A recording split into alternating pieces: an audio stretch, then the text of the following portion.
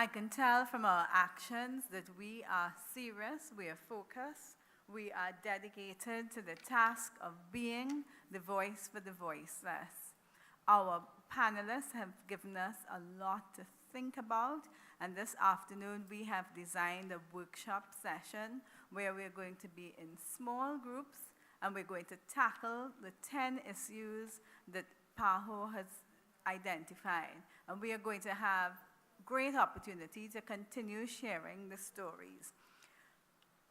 Now it's your time to ask questions, and our panelists did their job. They spoke within a limited time frame, they focused on what was important. Now we're going to ask questions of the panelists so that they get an opportunity to talk a little bit more about what you want to find out. So we have a mic on the floor. Please do not be shy. Step up if you have a question. Step up to the mic. In fact, once you have a question, go to the mic. We'll have a little line going so we have an idea of how many people.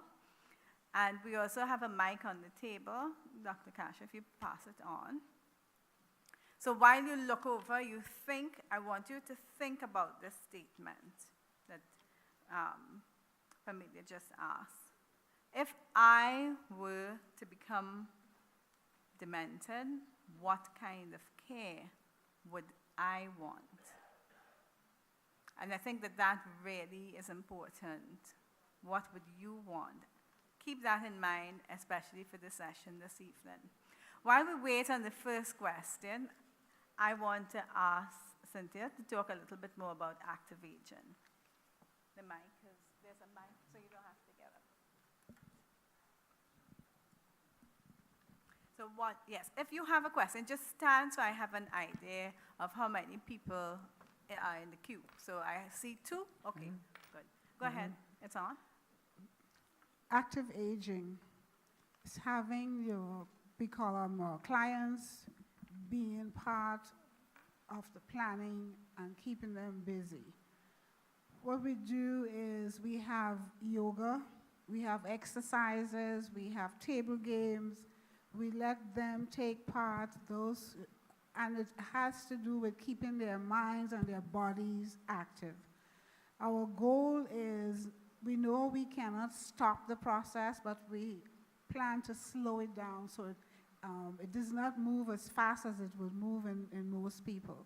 So we have succeeded in doing that because we have clients for 3 years, 3.5 years, who have been with us doing yoga. They come looking forward to doing yoga in the morning or doing the exercise. We have a large grounds so they can walk wherever. We don't have them limited to sitting. Television is the last thing for us. The last thing for them is television. They use it for prayers in the morning and it's turned off. Rest of the day is doing things, drawing, painting, whatever that piques their interest. Thank you. And we can see we have lots of questions. When you get up to the mic, just introduce yourself and tell us your affiliation, organization, why you're here, and then ask a question, please. And let us know who you're directing it to if it's a specific question. Okay.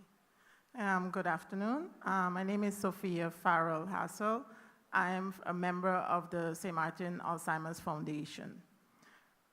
First of all, I would like to commend the Trinidad Alzheimer's Association for the panel members. I find that it was very diverse and it was all things that we needed to hear about. So I commend you on your choices. Thank you very much. Second, I wanted to also let Mrs. Carrington, first Dr. Rouse. I was touched by your presentation because it's not every day that you find persons in government that has your passion. And I think the Trinidad Association is going to do well with you in that department. So I want to thank you. My question really goes to Mrs. Carrington. My mom passed away from Alzheimer's in 2012, and actually that's how the St. Martin Alzheimer's Foundation came into being, because persons like Dr. Raymond Jessurun, his mother-in-law was also in the same home as my mom. And we had difficulties with how our parents were being treated. They were not stimulated, as you were speaking about. And we saw that as something lacking in the home, and those were certain things that we brought to the attention of the home.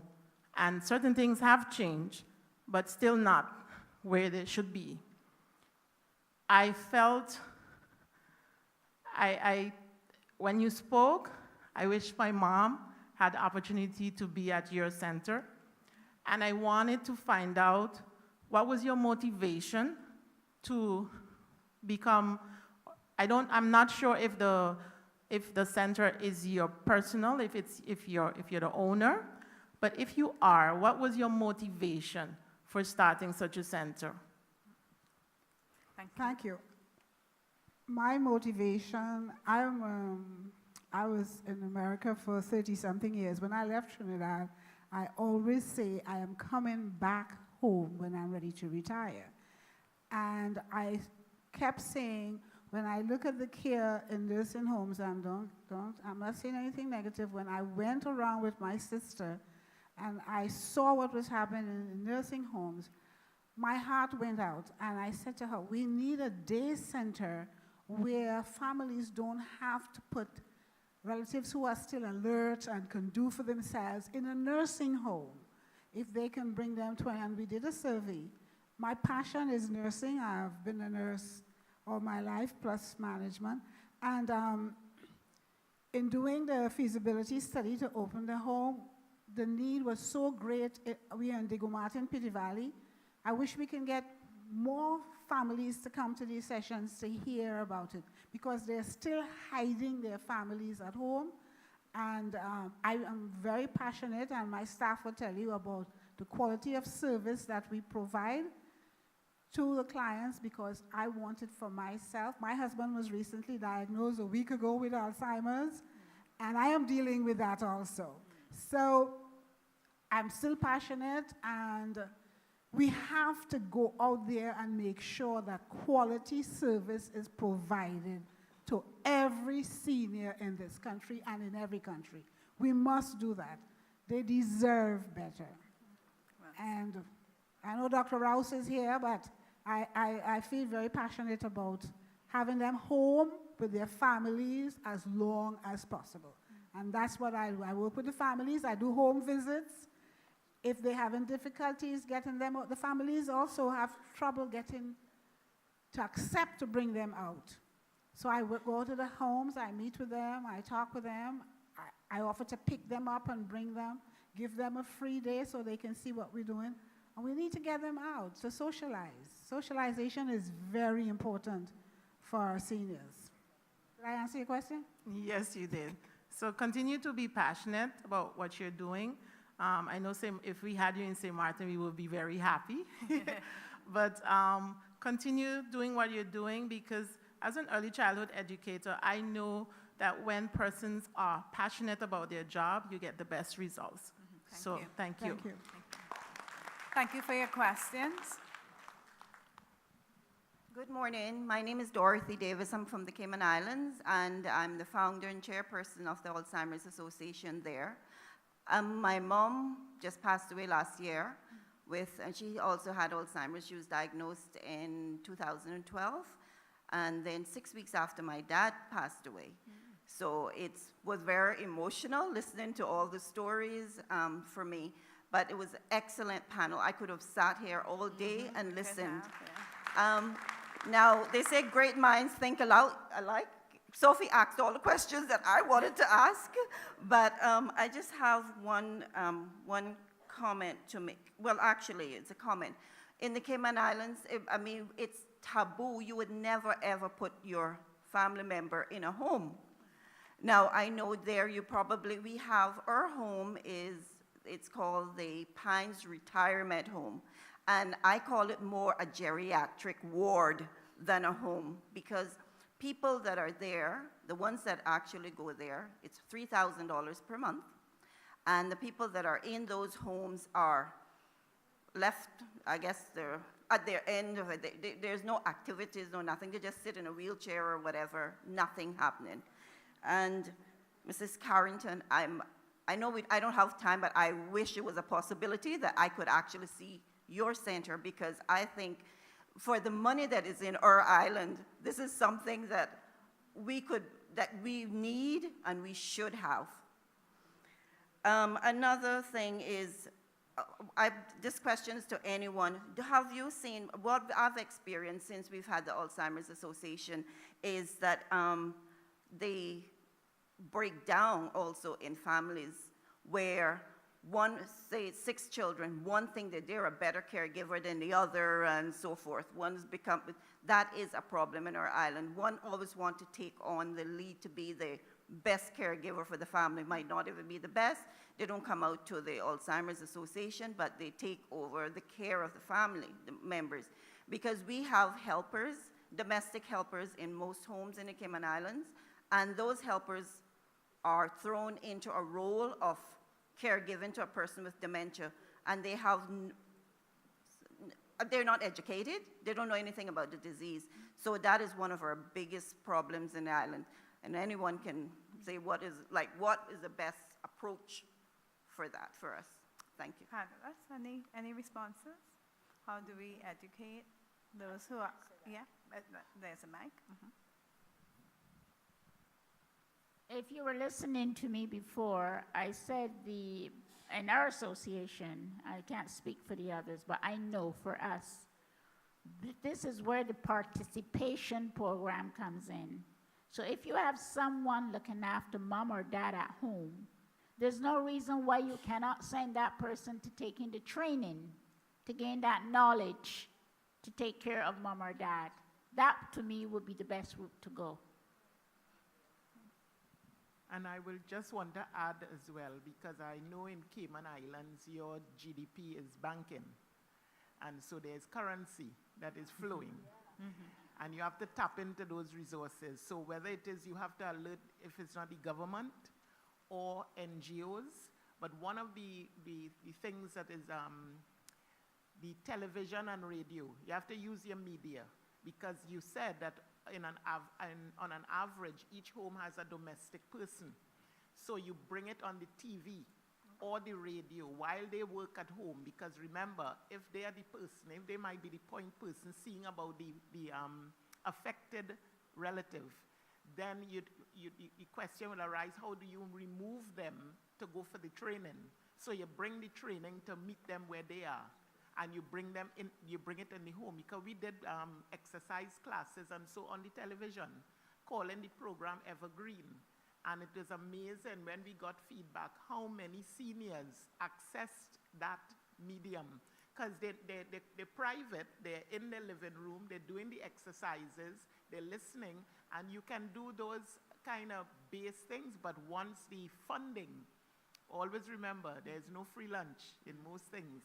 So if you can tap into somebody who is interested in the health sector, and in promoting those programs, you can get sponsorship for whether it's a 15-minute clip or a 30-minute clip to have it on a radio talk show or visual.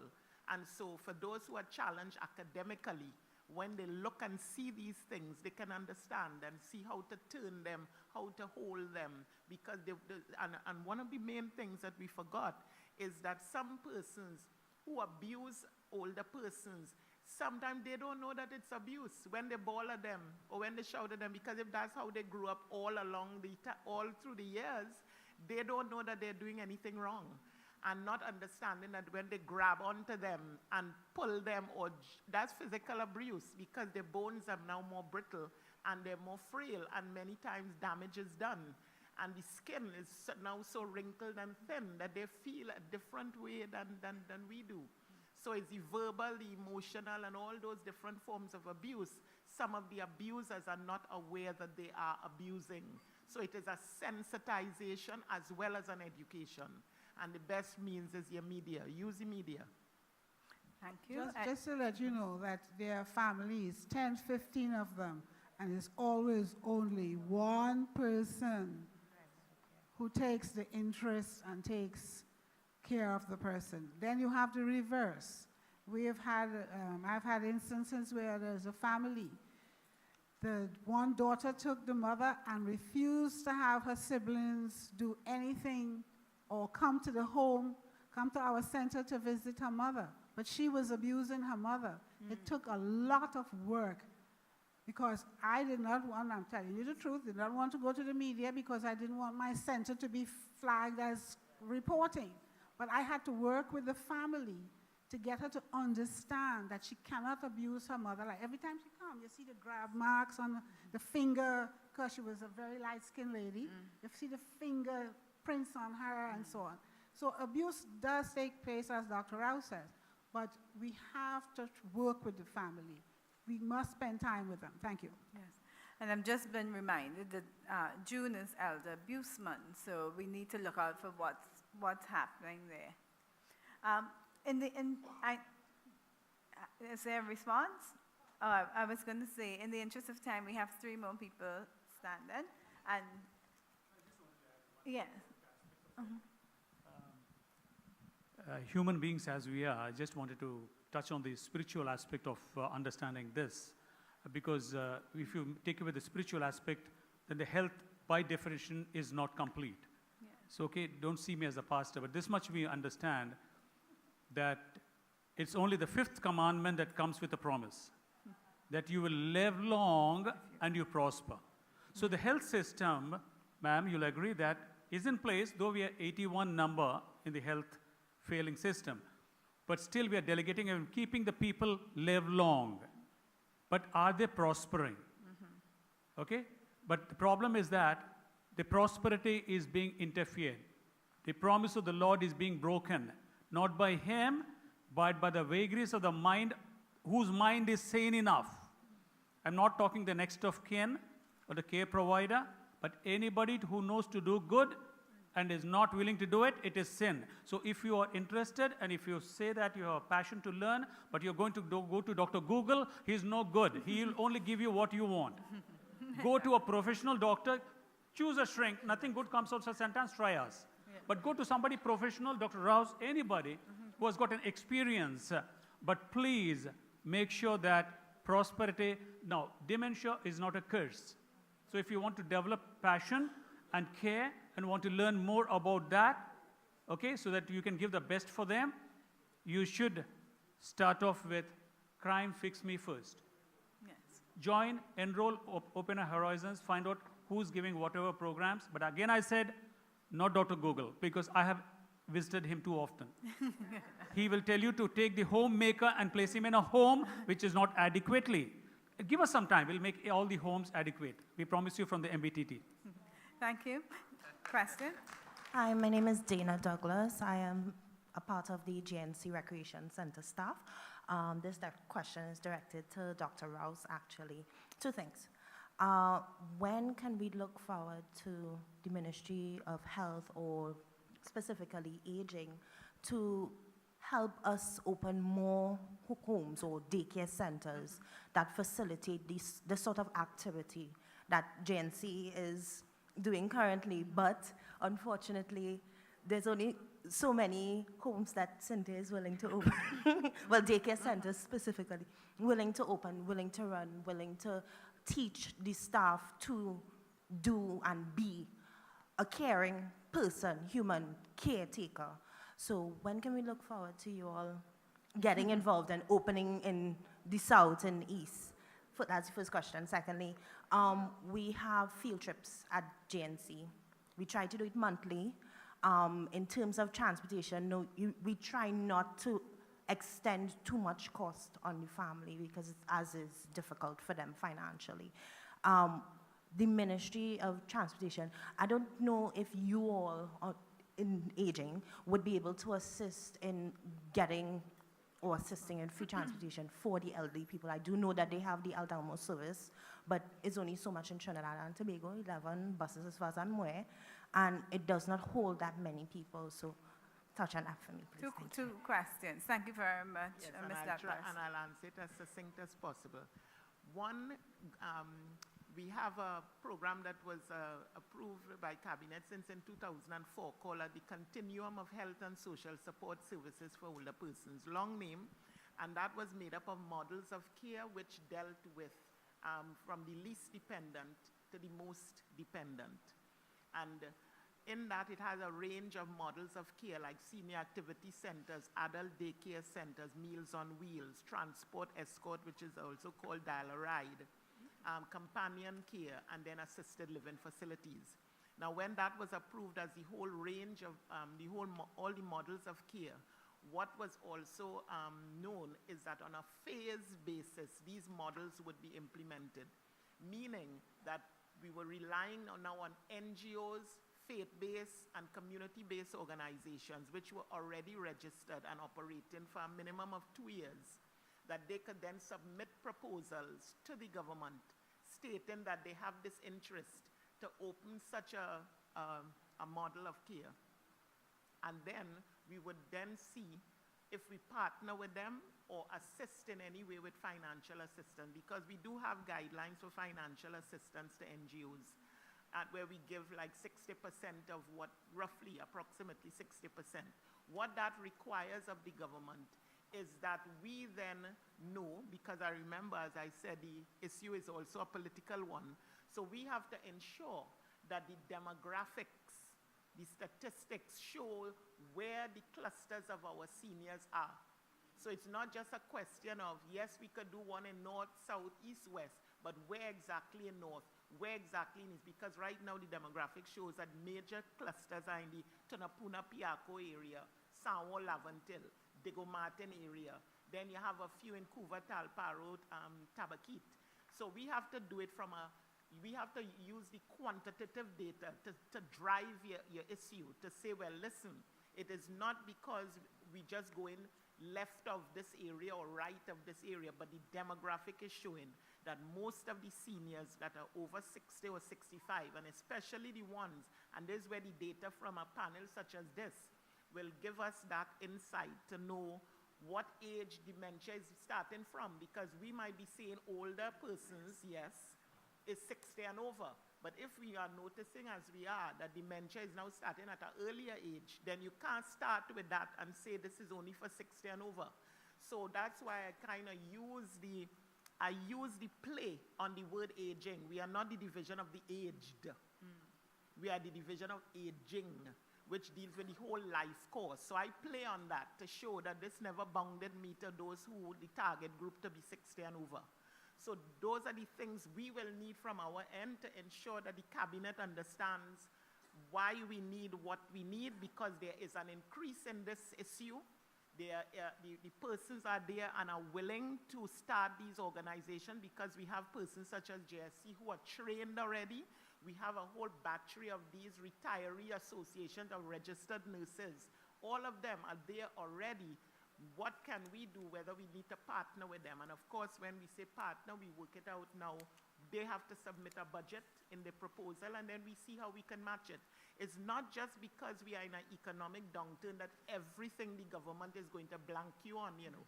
It's if you are able to ask for what you want in a very focused, airtight, and know what you're asking for. That's where most of the proposals drop the ball. They don't say with a certain vigor and force, this is why we want what we want.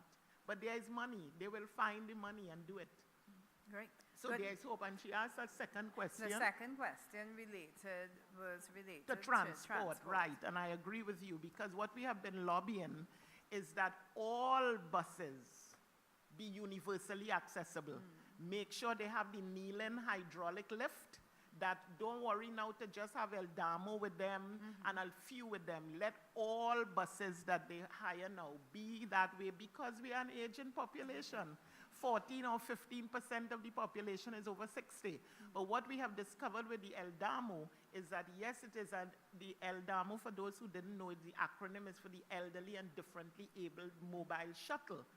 But what we are noticing is that in the peak hours, most of the persons who transport are school children with autism, cerebral palsy, all various things, and therefore the elderly are again pushed back to the normal running public service transport, and they have to wrangle with those who go into work, those who go into school, and so there should be really this particular service with paratransit attendees on board, like how you would have a tout or a conductor. All of this we have the proposals for, but it hasn't got off the ground yet because, again, we need the lobbyists, we need the voice. I want people behind me because it's my voice that's driving it. Well, that's And that's the last part, as she said, if they want to make a trip, a private trip, is $200 sometimes one way. More, actually. Yeah, PTSD is and they go by asking the for hour. elderly persons, Yeah. 65 and over, Yeah. 400 plus, Yeah. depending on the time. But what I'm saying Precisely. is that if the Ministry of Aging Yeah. can intervene in the sense of saying, okay, we have a certain amount of homes in Trinidad and Tobago. Sure. We have a certain amount of elderly people who aren't getting that sort of assistance. Right. Is it possible for them to then intervene and say, let's designate 2-3 buses? Yeah, yeah, And mind you, 21, 22 seaters sure. to facilitate these sort of trips.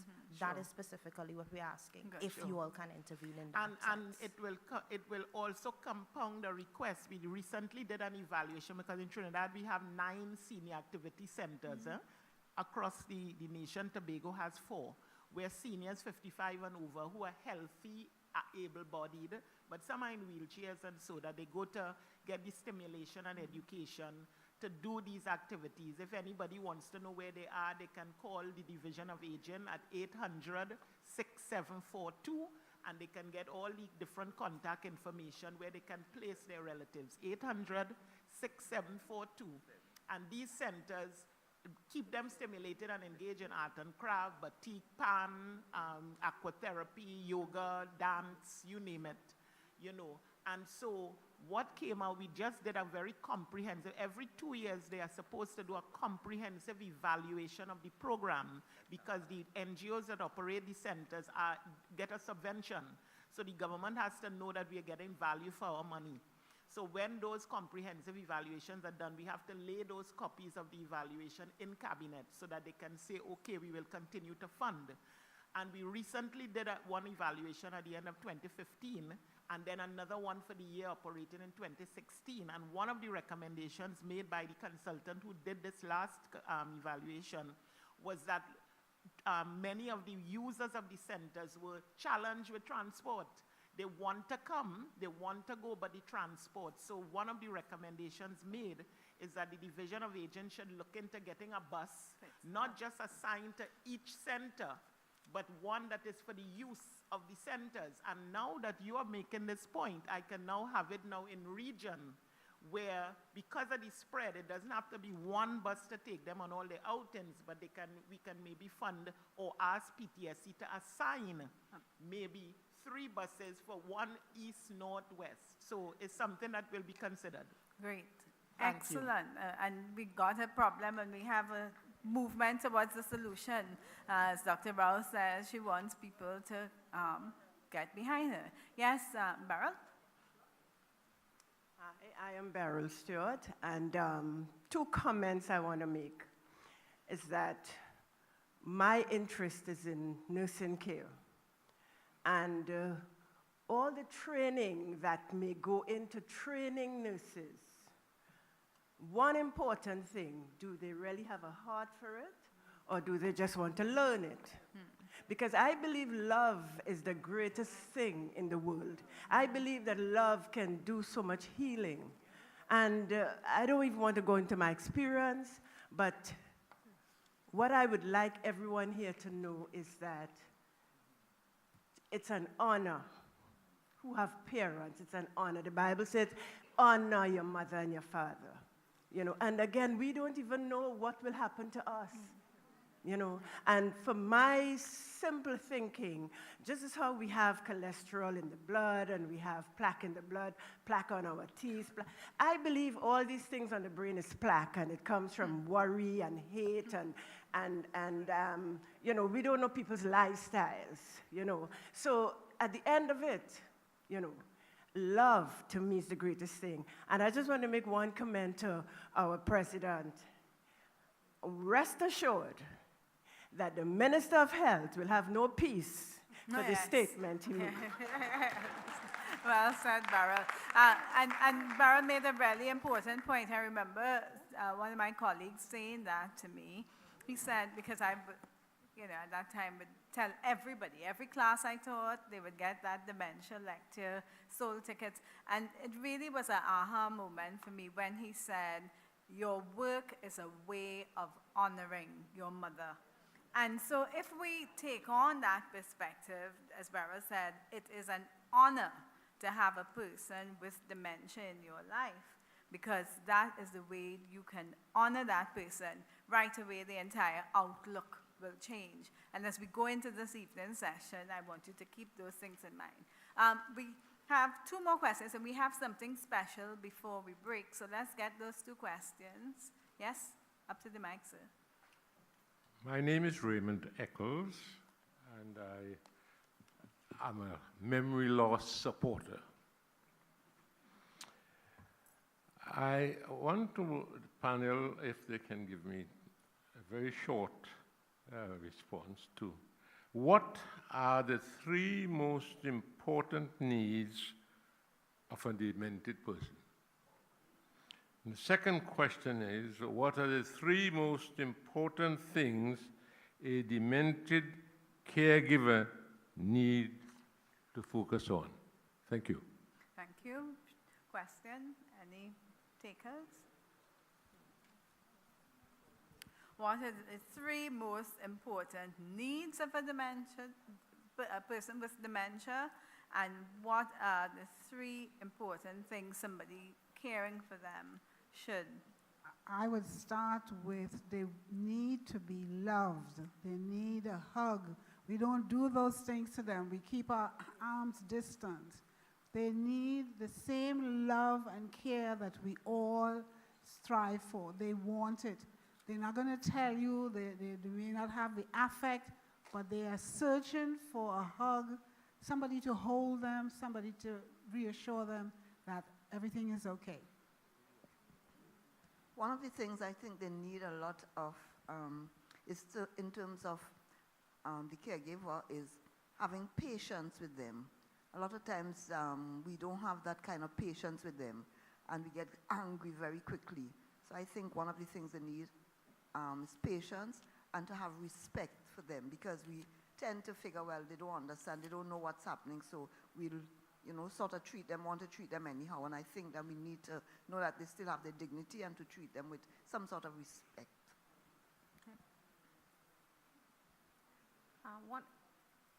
One of the things that I think also I'll add to it is caregivers really need to understand the disease process and actually see what's happening to a person's brain, for them to understand that the person that they love is deteriorating and not doing these things to them on purpose or fighting them or yelling at them. A caregiver isn't going to understand that when their mom has been their mom all their life, and all of a sudden they're starting to have these changes, and they've been doing this forever. They start arguing with them all the time, and so our automatic response is to argue with them and put them in their place. And depending on the relationship, of course, with the caregiver or the family member and the person with dementia. So caregivers, specifically family caregivers, have a hard time seeing that happen and forget that that's happening to the person that they love. When they see images of what's happening to the person that they love, their brain, and how their brain is deteriorating, that really triggers in their mind, oh, my mom, she can't help doing this. I need to stop. I need to really sharpen my tongue. I really need to stop taking it personal. A lot of times they take the response of the person with dementia personal and they get upset with them. So I think a lot of training with the family caregivers specifically is understanding what is happening to the person that they're taking care of, the person that they love, and that way they'll have some compassion. Some of them, they have bitter relationships and they are the primary caregiver. So even with that, they can still understand and develop that passion. I know that most people believe that you can't have compassion, but through my experiences, I've worked with caregivers, family caregivers, and domestic caregivers who just didn't have an understanding, just simply didn't have an understanding what was happening. And because this is how most people act when they get older, they get bitter, that's the thought process of it. If you change that thinking, they need to really change the thinking of the way the caregivers actually are looking at the person. And they need to see the person and not the disease. So Yes. that's one of the main things that I can come up with. All right, and we'll just end this I question just with like to Dr. answer. Kasha. Yes. This is yes. quite important because all of us know that dementia, whatever type it is, mostly Alzheimer's, they have problem with the immediate memory, right, and recent. So I think the three things that came to my mind is help them enjoy their fond memories, reliving their past. It could be an album because they never were smart enough to have the smartphones, okay? I need a smartphone because I'm so smart. But thank God for old memories. So sometimes they talk again and again, they forget they told you, and we found it nagging. No, listen to them. They'll tell you again and again. Because sometimes that repeating the old memories, the scientific data now says that the glial cells we thought was no purpose in the brain, the unused parts of the brain, reliving the past, is giving them an opportunity to stimulate the unused parts of the brain. And then coming to not to challenge them too much of the deficits of what they have right now. Because somebody came and told me when I asked them in the questionnaire, General Fund of Knowledge, who's the Honorable Prime Minister? They said Pandey. I said, okay, he had his good day. Good, I'll leave the Pandey and the pan at the side. I'm not going to tell them, you have to tell me His Honorable Christopher Creeth Rowley. How many of you know his middle name? So forget about it. So not to challenge them too much of the deficits because that's going to undermine their confidence and communication skills. They're going to go into selective mutism. Okay? So open channels, and then nothing to beat. When I speak this, I think I have to stand up and say that. Altruism, unconditional positive regard. Not sympathy and feeling sorry for them, but empathy. Okay? It didn't come from here. Somebody else was speaking there and I just heard it. Yes. Empathy. And for the caregivers, time off. They should take a time off. Okay? They're scoring the goal again and again. Remember, the good coach will call them back again for the right time to go and score the goal again. So they should honor the coach and come out, cherish themselves, nourish themselves, and take their children along when they visit their parents in the homes so that the history of whatever is doesn't repeat again. And they should get due recognition by others, not just the homes they're working, but by other organizations. And they should live a testimonial life that they should be the educators of whatever little bit they learned kindergarten to pass it on to others. That's how we teach. And that's going to keep the caregivers from burning out from both the ends. But one end has to keep on burning because there's still oil in the lamp. Thank you very much. And I learned that all this from Madam Rouse, I learned to speak. I have 3 simple things I have to say to caregivers. Look after your health. Take a break. And please don't be afraid to ask for help. Lots of good advice there. Last question. My name is Zeta. I'm from Alzheimer's Jamaica. This comment is directed at Alice. Individuals tend to go to the bank. They get bored. I mean, I'm one of the movers, okay? So they're at home, they want to go out, they befriend a taxi driver who will take them to the bank. And they draw out the money and they don't know what they've done with it. I think the individual should be reminded that the institutions should be made aware once you have established the guardianship that this individual is no longer capable of performing activities by themselves. or any particular member of the family who would then put a deed in front of them and say, sign over the house, and they will gladly do that. So they need to be educated about the activities in their financial activities. Also, do not wait until they're incapable of making decisions before you approach the issue. Have a family meeting. Mom and dad is not performing. We need to do something about it. Therefore, what is the next step? Appoint somebody responsible who would be able, as far as you know, is trustworthy, because family members are not always trustworthy. Yes, yeah. Okay. Good. Thank you. Yes, Alice, your response. Yes, that is excellent. I think you've answered the question. However, reality sets in.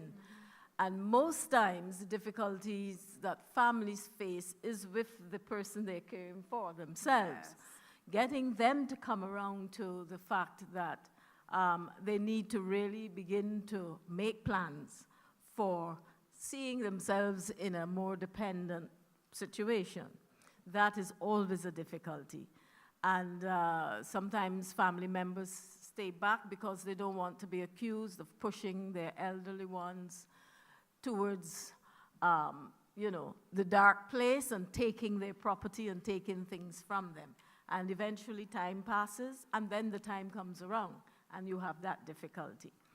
The good thing is now I notice that with banks, they are very vigilant these days, and in fact, the banks are the ones that have begun to put structures in place for the elderly because of so many times they've had to come up against situations in which they're clearly seeing that they're being taken advantage of in some way. And that's why I use the word legally vulnerable, because as you get older, or if you go into dementia, or there are other areas in which you may not be demented entirely, but you are legally vulnerable, and that problem comes up. And invariably, the reality is that we are not always prepared for it. The bank has started to put structures in place for that. Sometimes they will call a member of the family and say, this is happening, are you aware of it, before giving the money out and so on. I've experienced that. And as a matter of fact, I think quite a lot of the banks now call for and demand that one person, with regard to this elderly person, is the person that they deal with. And, you have to fill out the paperwork and so on. And get the necessary legal documentation to be the assured person that they can call on. But that's excellent. If you have a situation which the family can get together, choose someone or ones, and get the proper legal advice and move forward with it and not wait. Because I've told you, the documents, most legal documents call for immediate capacity, and the only other place to go when you are incapacitated and you have reached that stage would be to go to court, okay? Under the Mental Health Act, to become a legitimate guardian that is monitored by the court. Okay? Now that families are abroad, it is important to involve those overseas. Yes. Not just the family here to take care of it, and then they come home and says, why did you do this? They should be informed so they all make decisions together. Yeah. Okay, Dr. Rouse has a response, Yeah. So much I have to say, I have to bring it down to what was not said that we tend to overlook. Two aspects. We have a situation where it's the first time globally that so many single elderly women are living alone. Yeah. This is real. They call me because I'm only hearing families. Yeah. A lot of them are living alone in their own house now. And this is an important point I want us to be aware of, why I'm not so much out there in the media. Well, I'm starting back again because I realize there's a need for it. We drive in the proclamation of the Homes for Older Person legislation since 2007. This year is 10 years. If anybody had told me this is what it entails, I would say, nah, you're being a downer. 10 years. You know the road march this year, a jamming still? Well, that is me, a jamming still. And a hoping, I really, really hoping that this, well, a hearing, it might push to the last quarter, but it could go into fiscal year 2018. Because the fiscal year is from October the 1st to September the 30th. So it could go. However, this legislation is, as I said, on homes for older persons. We have 190 homes roughly in Trinidad and Tobago. If you add up all the residents of these homes in numbers, they represent 0.01% of our seniors. 99.9% of our seniors live in the community. And through the help desk number that I gave you all, 800-6742. 6742 stands for the acronym OPIC, Older Persons Information Center, which forms part of the Division of Aging. It's a help desk. That when we put it out there in 2005, this was for persons to call in for information, where they could get services for the seniors, and very generic. And lo and behold, what it has turned into is a hotline for elder abuse. Elder abuse is skyrocketing, and this is why I very quietly took the number of the attorney, because it is a legal issue now, people. Whether we jump high or jump low. What I'm looking at, and I haven't even touched this issue yet, because we have to get the proclamation of this one out of the way first. Then because legislation has to come out of a policy. So we have a national policy on aging, which is, again, generic aging. I was told by the legal that we need to have a more focus, maybe either review this present policy or make one specifically for the elderly or senior citizens, out of which we will now draft legislation, omnibus legislation, that will now treat with the rank and file seniors who are in the community. And this is over property, people. I don't want to, there are no fun and games about it. This is largely from the middle class we are getting it. Very educated people. And I have to treat with this. I have to live with this. Some of the stress that is being placed on the seniors sends them demented. I believe that, because just as one of the speakers said, we're talking about nurses from JNC, teachers, former PSs, because remember, droves of them are retiring. So all the people with the institutional memory of how to do what we muddling to do, that they know it in their sleep. They're going home with nothing to do. We're trying to prepare some on retirement planning, but that's just touching the tip of the iceberg. There are some persons, we have men who retire in the Defense Force and Protective Services at 45, when they're in their prime and they're pumping gas in gas stations. They were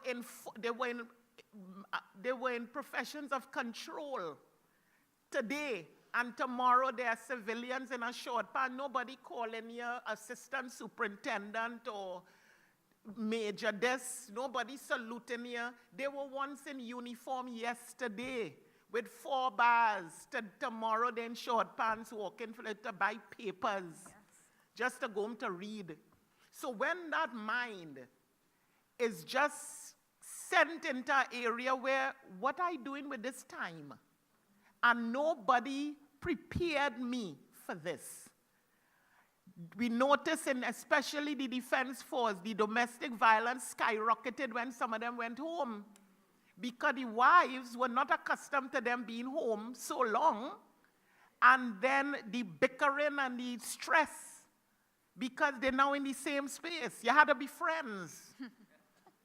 You got to be friends. But barring that, the main point I'm looking at is to wait 10 years for proclamation on one, which representing 0.01% and 99%.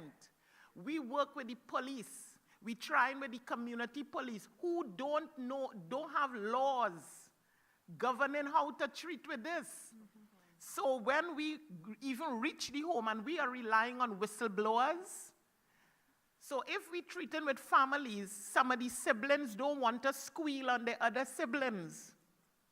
But we have to rely on the siblings calling or coming by us secretly to say, listen, this is in Ellerslie Park. This is in Fairways. This is in Hayland Park. You don't want any police car drawing up in front of your house in these areas for anybody to be looking to see. So it is hidden. And so the abuse, I'm not saying all these areas have the most, but this is where the calls, we get in the calls, how we treating with the men that have these problems, who left Petro, Trento Plan. These were people who like MIT grads. Their minds were quantitative. When you place them in a home with persons who doing art and craft and what, they can't fit. Do we mean we should have homes only for the men? Or should we have only for the women? How do we deal with it? I had to pinch myself because the academicians who need the help, I am one who never thought that 2 years after retirement, they would have a stroke from the neck down. And then they realize their memory now, they're losing memory because they're not interacting, the stimulation, can't move, because this is disability, And as we are learning more and more from the internet and wherever, there are what we call invisible disabilities. One is the mental, one is the deaf. Deaf looking like all of us, and nobody knows. And some of them, the police beat them because they can't articulate and feel that they're making signs and song. This is what we're treating with. So this is not, we just touch. I have to thank the Alzheimer's for bringing this. Yeah. I really do. I know I'm getting pumped. So I'm bringing it down. I'm bringing it down. But no time to lose. I don't know who came up with the name. It was an ADI. ADI, no time to lose. No this is time. something for everybody. This is everybody, you know. Yes. We could be here. Because if these are the professions, we still don't have a cure. We don't have a cure. So we have to look at what we mean when we say care. If you are an intellectual and get a caregiver who comes in with iPods plugged in, only when they give you the tea and the medication, they just down. We gone more demented. Because you came to keep me stimulated and happy, plus the GAP program, which we have that you asked about if we have it, the Geriatric Adolescent Partnership Program, which is to train persons 17 to 35 to go into the domicile to see about older persons. When you speak with the very old, they want somebody about 50, 60. Yes. We ain't start training those yet. But I did see on the internet, there's a program in the States called Seniors Caring for Seniors. And you know what they had as an example? 2 guys. One was 92. He has Alzheimer's. He's living in his house. The guy next door is 75. Both of them were war veterans for 2 different wars. And the one who was 75, while he gardening, he would go, look over the wall, call out to the 92-year-old. They would be laughing, talking, whole day. And that took the attention of somebody to say, wait a minute, we have the young old and the old and the oldest old. So what if we put the men, because the men age differently than the women because of the metabolic changes. But barring that, if we bring the two groups together, there's magic there. Because even though they are both old in different cohorts, they're in a historical cohort. So they could relate. And the one with dementia is having a good time because they lime now, they hang out together during the day, and that part of his brain, because of the stimulation, he's also another man. He's also another old man. And they look at the movies that they could relate to. So this is a whole set of how we look at care, who we really training, how we really training, because the ones who have the genuine love are academically challenged. They tell you, don't give me an exam. And the ones that come with the clipboard with all the diplomas, they buffing them. Yes. Because we had a case where a caregiver had her foot on the chest of the old man in a home. And it made social media.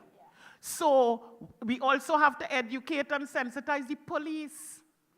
Because when the dementia, and these are all dementia cases, where the person left the house, from in Chaguanas, which is central, and end up in Tanapuna. They don't have a clue where they are. This is a woman who worked in the public service for 40 years. Her biggest asset was the house she built. And now she can't find it. As she leaves the house, they say she walks for like 4 miles and happened to jump in a bus or a taxi, and the police had her sitting there and don't know what to do with her. So they call us. And this poor soul, well, we got her placed in a home. And last but not least, we have done this to more than one of them. What happens with the houses? Pipers end up going in, sell out everything. Next thing you know, some businessman come and you just see the house demolished and they convert it into a car park. Charging $20. I mean, come on, this is us, people. Work with me. This is us. So what do we do with the property? Because plenty of them, the abuse is for that. And so we have to look at this, who we caring. So JNC, your work cut out to have more like you. But it's the love, because as one philosopher said, you can't legislate love. We can make the rules, but you can't legislate love. And you had to come with the passion. But all of this is what we are caught up in. So I just trying my best to get the legislation proclaimed for the homes, because at least we would have enforcement to let people go in and close it down or do something with it. But we cannot go into a private domicile and demand children to give me a parent because somebody told us you're not treating them right. We can't go there. So unless we have omnibus legislation, we have no teeth. And that's where the impotence comes from. Thanks. Thank you very much. Thank you very much, Dr. Rouse, for your passion, for your words. Although we said we have no time to lose, we have lost some of our lunchtime, but I could tell on your faces that everybody was right here with each of the panelists, and I think that this was a critical part of our whole presentation. I want to thank them personally and on behalf of the conference committee for coming out and giving their perspectives and challenges on the challenges and opportunities. I challenged them to present in 5 minutes, and they did, and I think we are richer for it. Thank you very much. I want to just mention excuse me, that during the lunch, you're asked to sign up for your particular choice of one of the 10 workshops, and the registration desk folks have the information. We're also going to have a presentation from Dr. Imelda Charles Clark, sharing her little bit as a literacy expert. Thank you very much. Good day to everybody. After the conference in Barbados last year, I decided that one of the ways that I could serve the Alzheimer's Association is through my writing. And one of the reasons why I want to write is because my husband has Alzheimer's, and I am a caretaker, a caregiver, and he was a lecturer in English. And one of the things that he has lost is his language. And so, as I said, I wanted to write, and I was speaking with Dr. what's his name, Jesherin, and he suggested that I do the kind of writing that would help the Alzheimer's persons, right, to refresh their memories in some way or the other. And so I have started to do that, and I just want to share a few pieces with you. I will be short and sweet. And one of the things that I hope to do with those writing later is to get them meshed with video so that they could all be shared in the different homes and persons could use them to help their Alzheimer's family. The first piece I want to share with you represents a couple that may have been getting together. And I hear a lot about love coming out, the importance of love when you are a caregiver. And this one is called Love's Plea. And it says, "Let me stay beside you. Let your heartbeat resound on mine. Let us feel our spirits unite in an embrace so sweet and sublime. Let me stay beside you all along life's tiring road. Let us pause beside that flowing stream and shed our tedious load. Let me stay beside you as our haven comes into view, as we pause to wet our weary feet and shed worries, just a few. Let me stay beside you. Let our bodies entwine in love.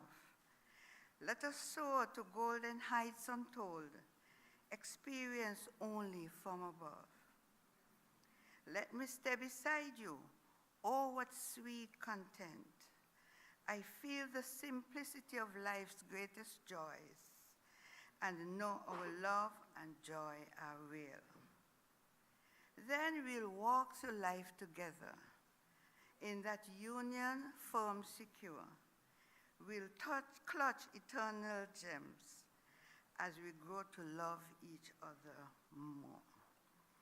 And I felt that that piece of writing, it brings back the kind of feeling that you may have had when you were, maybe you and your partner were falling in love with one another. And these are things that even though your partner may not be able to understand, right? By just reading these types of writing to them, some little thing might click, and it's also therapeutic for you, the caregiver, right?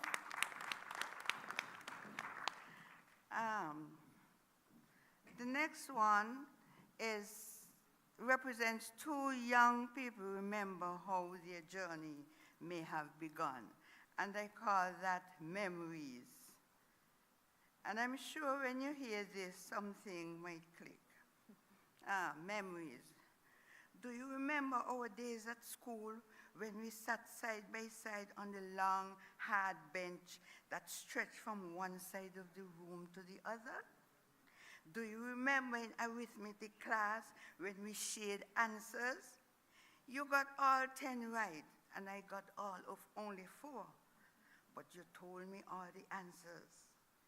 Do you remember when we walked home at the end of the school day and you told me the story about your shooting a dove with a catapult? And I laughed and laughed. You did not laugh because you still regretted and felt sad. Do you remember when you insisted on carrying my school bag and you seemed to be straining under the weight because both our bags were so heavy. But as a gentleman you were, you said not a word and walked on happily. Do you remember when we stood under the mango tree and picked the ripe, juicy mangoes that hung low to our reach? And you gave me the ripest one because you said you liked me?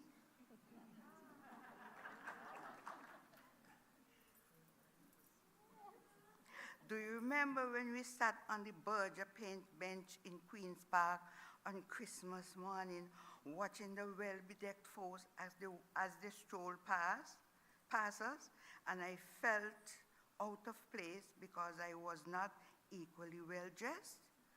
And you said, "You look beautiful as you are."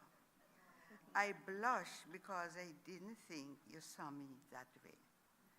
And do you remember the night of the full moon when you held my hands and whispered, "I want you to be mine forever"? And I whispered back, "Yours forever?" Well, here we are, you and me. Remember me now. I am still yours forever, and I want you to remember that.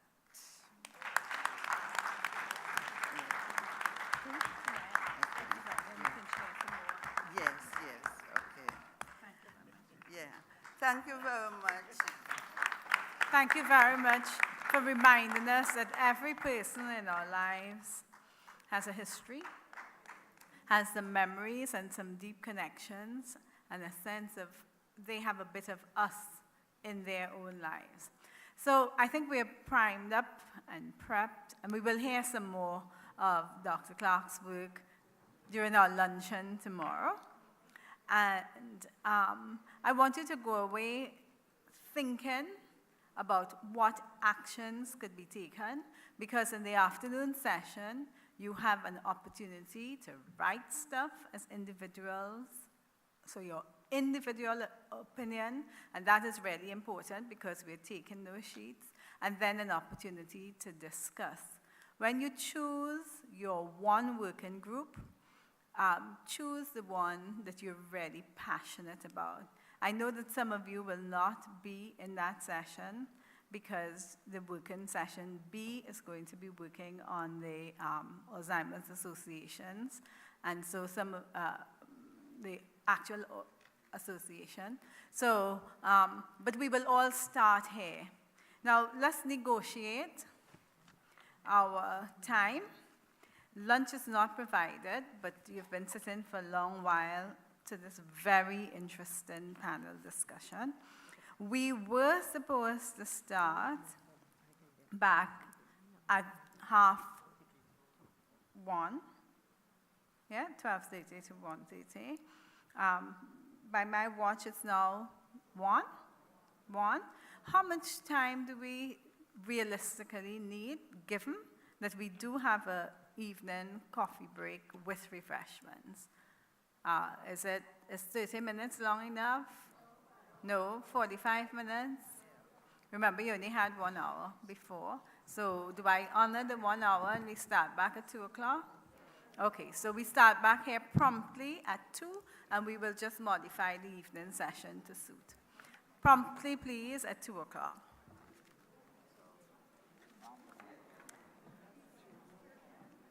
Panelists, thank you very much.